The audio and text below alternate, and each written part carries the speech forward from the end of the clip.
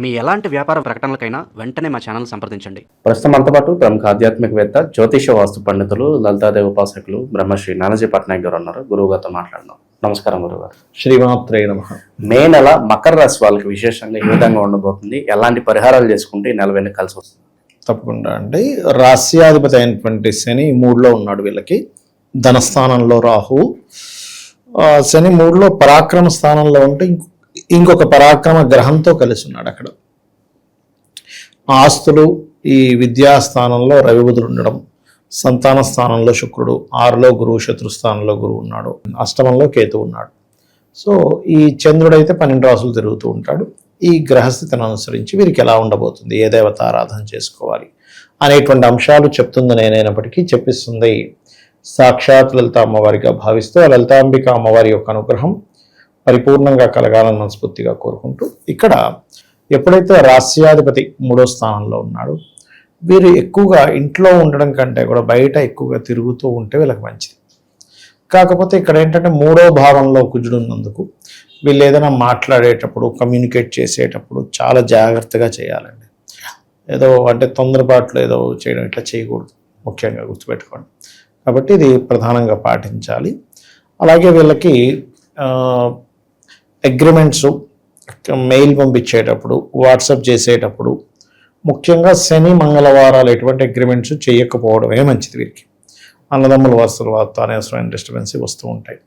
ఇక ఆన్లైన్లో బిజినెస్ చేసేటువంటి వారికి 2వ భావంలో ధనభావంలో రాహు ఉన్నాడు కాబట్టి ఆన్లైన్లో బిజినెస్లు అండ్ అకల్ట్ రిలేటెడ్ లేకపోతే డయాగ్నోటిక్ రిలేటెడ్ సంబంధించిన ఇటువంటి వాటి మూలంగా మంచి ధనయోగం ఉంటుంది చెప్పాలంటే. ఇక గవర్నమెంట్ సంబంధించిన కొంతమంది శిక్షణ పొందుతూ ఉంటారు, ప్రభుత్వ సంబంధించిన శిక్షణలు అటువంటివి, లేకపోతే మెడికల్ రంగాల్లో ఉండేటువంటి వారికి అండ్ మనకి అడ్వర్టైజ్మెంట్స్, ట్రేడింగ్ ఇట్లాంటివి ఏమైనా శిక్షణలు పొందడానికి, అలాంటి కోర్సెస్ చేయడానికి చాలా అనుకూలంగా ఉంది చెప్పాలంటే. మనకి ఏదైనా చదువులో కొంత మెడల్స్ సంపాదించడం, చదువులో కొంత పేరు ప్రఖ్యాతలు రావడానికి ఈ మే మాసంలో ప్రధానంగా మే 14వ తేదీ వరకు 4వ భావంలోనే రవి ఉంటాడు కాబట్టి అక్కడ వరకు చాలా అనుకూలంగా ఉంది.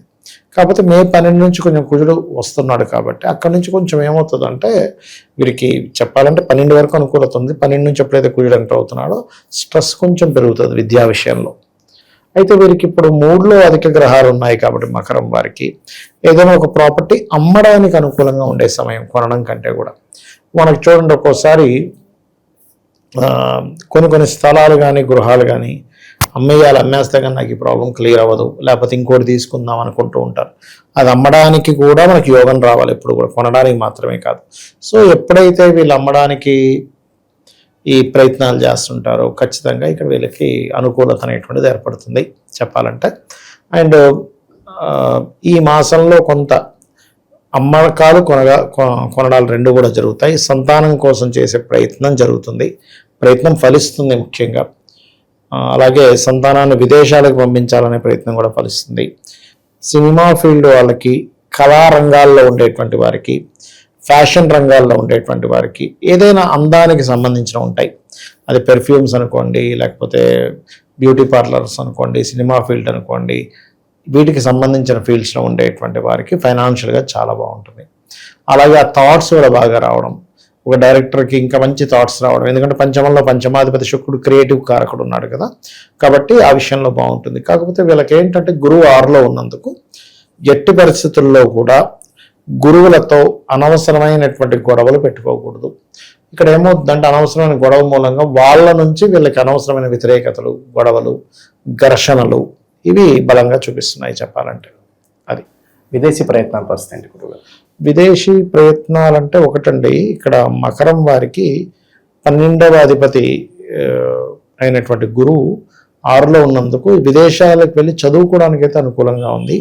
బట్ అంటే హైయర్ ఎడ్యుకేషన్ పర్పస్లో వెళ్తుంటారు కదా, వాటికి చక్కగా అనుకూలత ఉంది. బట్ అక్కడికి వెళ్ళి ఏదో స్థిరపడదాం అనుకునేటువంటి వారికి మాత్రం ఇప్పుడు కొంచెం తక్కువ అనుకూలంగా ఉంది, ఎక్కువ బలం అయితే లేదు, అది చూసుకోవాలి. కాకపోతే ఈ 14వ తేదీ నుంచి గురువు దగ్గర శుక్రువు కూడా వెళ్తుంటాడు కాబట్టి కొన్ని సందర్భాలలో గురువులతో, అందులో ముఖ్యంగా లేడీస్తో కొంచెం శత్రుత్వాలు ఏర్పడతాయి 14 తర్వాత. గురు శుక్రులు కలిసి 6వ స్థానంలో ఉండడం వల్ల. అంటే ఒక్కోసారి మనం చూడ మంచికి పోయినా కూడా చెడు ఎదురవుతాం అంటుంటారు చూసారా, అటువంటివి కొంచెం చూపిస్తున్నాయి. సో అందుకని కొద్దిగా జాగ్రత్త వహించాలి మే మాసంలో వీళ్ళు. స్కామ్స్లో కానీ ఆన్లైన్ బెట్టింగ్లో కానీ డబ్బులు పోగొట్టుకునే అవకాశాలు అని కనిపిస్తున్నాయి అంటారు. ఆన్లైన్ బెట్టింగ్స్లో కాదు కానీ ఏదైనా మధ్యవర్తిత్వంగా వెళ్ళడం ద్వారా మనం హామీగా వెళ్తుంటాం ఒక్కోసారి, అటువంటివి కొంచెం చూపిస్తున్నాయి. ఉద్యోగ విషయాల్లో వీళ్ళు దూరంగా వెళ్తేనే చాలా మంచిది చెప్పాలంటే. ఎందుకంటే దశమాధిపతి అయినటువంటి శుక్రుడు 6లోకి వెళ్తున్నాడు, దిష్వభావ రాశుల్లోకి వెళ్తున్నాడు. సో ఇదేమవుతుందంటే కొంతవరకు బ్యాంకింగ్, టీచింగ్, ట్రైనింగ్స్, ఈ ఫైనాన్షియల్ రంగాలు, చిట్ ఫండ్స్, మార్కెటింగ్ చేయడము, ఇట్లాంటి వాటిల్లో ఎక్కువగా ఉద్యోగ అవకాశాలు కూడా వస్తాయి వీరికి. అది మెయిన్గా చూసుకోవాలి. ఉద్యోగం కోసం బయటికి వెళ్ళే ప్రయత్నం కూడా చేయొచ్చు, చేయకూడదని కాదు. కాకపోతే 14వ తేదీ లోపలైతే ఇంకా బాగుంటుంది వీరికి. ఇక్కడ ఏంటంటేనండి, ఇప్పుడు ఉండేటువంటి గోచారం, దేశ గోచారం అనుకోండి, మీనంలో శని ఉన్నాడు కదా, ఇది ద్వాదశ రాశుల వారికి అందరికీ కూడా వర్తిస్తుంది. ఎందుకంటే శని ఎప్పుడైతే నీచ స్థానం వైపు ప్రయాణం చేస్తున్నాడో, అది కాకుండా కుజుడితో కలిసి ఉండి ఇలా ఉన్నప్పుడు ఏంటంటే ప్రతి ఒక్కరూ కూడా కొన్ని నియమాలు పాటించాలి. ఏమిటది? దానివల్ల ఏమవుతుందంటే వీళ్ళకి ఉద్యోగ విషయాల్లోని కొన్ని ప్రమాదాలు తప్పడం కానివ్వండి, కొన్ని నెగిటివ్ ఎనర్జీస్ తగ్గడం కూడా జరుగుతుంది. దీనివల్ల ఏం చేయాలి ఏంటి అంటే, నవగ్రహాలలో కుజుడు శని ఉంటారు కదా, కుజ శని గ్రహాల దగ్గర దీపారాధన చేయడము. వీళ్ళ జన్మజాతకంలో శని అంటే వాళ్ళ పర్సనల్ చార్ట్ ఉంటుంది కదా, శని ముఖ్యంగా మనకి ఉద్యోగానికి, వ్యాపారానికి కారకుడు. కాబట్టి ఉద్యోగ వ్యాపారాలకి కారకుడైనటువంటి శని, అంటే బుధుడు కూడా వ్యాపారానికి కారకుడు అనుకోండి, బట్ కర్మకారకుడైన. కాబట్టి ఈ గ్రహం ఏ గ్రహాల చేత కలిసిందో చూడాలి మెయిన్గా. కొంతమందికి ఏంటంటే పాపగ్రహంతో, అంటే మామూలుగా కుజుడు కేతుతో కలిసి ఉంటే న్యాచురల్గానే ఇబ్బంది ఉంటుంది. కానీ అలా కాకుండా ఒక్కోసారి నీచపడ్డ గ్రహంతో ఉంటాయి, నీచపడ్డ బుధుడితో, నీచపడ్డ చంద్రుడితో, నీచపడ్డ గురువుతో, ఏ గ్రహంతో కలిసిందో ఆ గ్రహాన్ని కూడా చేసుకుంటూ ఉన్నట్లయితే వీళ్ళకి బాగుంటుంది. అయితే ఎవరికైనా ఉద్యోగంలో ఎదుగుదల లేదు అన్నప్పుడు ఓం మాణిక్య మకుటాకార జానుద్వయ విరాజితాయే నమః. ఇది ఎవరైతే ప్రతిరోజు 45 నిమిషాలు చేస్తారో, ఒక్క 40 రోజులు గడిచేసరికి వీళ్ళు చెప్తారు, ఎలాంటివి క్లియర్ అవుతాయి చెప్తా చూడండి. ఉద్యోగానికి వెళ్తున్నామండి కానీ సాటిస్ఫాక్షన్ లేదంటారు చూసారా, ఉత్సాహంగా వెళ్తాడు అక్కడి నుంచి. ఉద్యోగం వెళ్తున్నానండి కానీ అక్కడ ఉండే చుట్టుపక్కల అందరూ నెగిటివ్ పీపులే, ఎప్పుడు నేను కొంచెం ఖాళీగా కనబడితే నన్ను తట్టుకోలేరు, నాకు కొంచెం ప్రమోషన్ వస్తుంది అనుకుంటే నన్ను తట్టుకోలేరు, అలా ఉందండి పరిస్థితి అంటూ ఉంటారు.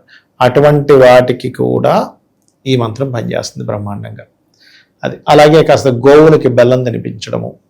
ఇంట్లో ముఖ్యంగా ఈ ఉద్యోగ సంబంధించినటువంటి విషయంలో ఎవరికైనా మాటికి ఇబ్బంది జరుగుతుంది అంటే దక్షిణ భాగం పాడైందని అర్థం. అంటే సౌత్ సెంటర్లో ఎవరికైనా బాత్రూమ్స్ ఉన్నాయనుకోండి, అది ప్రమోషన్స్ని, ఉద్యోగాన్ని ఇచ్చేటువంటి ప్రదేశం. కాబట్టి అక్కడ ఏదైనా వాష్రూమ్స్ అది ఉంటే ఆ వాష్రూమ్స్కి చుట్టూ కమోడ్కి ఒక కాపర్ కానీ మన బ్రాస్ పట్టి ప్రధానంగా వేసినట్లయితే కూడా వీళ్ళకి వాస్తురీత్యా వచ్చేటువంటి ఇబ్బంది కూడా తగ్గుతుంది చెప్పాలంటే. సో ఇవి చేసుకోవచ్చు. అయితే ఇక్కడ ఏంటంటే ఎప్పుడు కూడా కొన్ని జాతకాల్లో ఇక్కడే ఉంటే ఉద్యోగం వీళ్ళకి అనుకూలించదని ఉంటుంది. అంటే అలాగా కొంతమందికి విదేశాలకు వెళ్ళాలి, అప్పుడు 12వ భావ సంబంధం వచ్చింది దశమాధిపతితో, అప్పుడు విదేశాలకు వెళ్ళడం, లేదు చర్రాసులో ఉన్నాడు మాటికి మారడం, లేదా 9వ స్థానం వేరే రాష్ట్రానికి వెళ్ళి సెటిల్ అవ్వడం, ఇట్లా చూసుకోవాలి. ఇంకా ఓవరాల్గా ఎటువంటి పరిహారాలు చేస్తే బాగుంటుంది గురుగారు? వీరికి ఎక్కువగా అంటే ఎప్పుడు కూడా పంచమాధిపతినే తీసుకోవాలి. శుక్రుడు పంచమాధిపతి. సో వీళ్ళు ఈ సమయంలో ఏదైనా అమ్మవారికి సంబంధించింది ఏదైతే అనుకుని ఉంటారో, అంటే ఒక ఉపాసన కానివ్వండి, ఒక దీక్ష లాంటిది కానివ్వండి, అన్ని విషయాలకి పరిహారంగా పనిచేస్తుంది.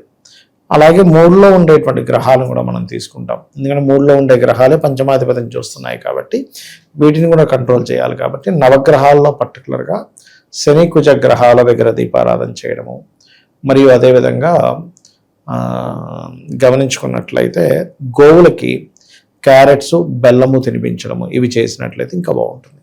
ఓవరాల్గా ఈ రాశి వాళ్ళకి ఈ నెల ఏ విధంగా ఉండబోతుందో మంచి విశ్లేషణ అందించారు. ధన్యవాదాలు. శ్రీమాత్రే నమః.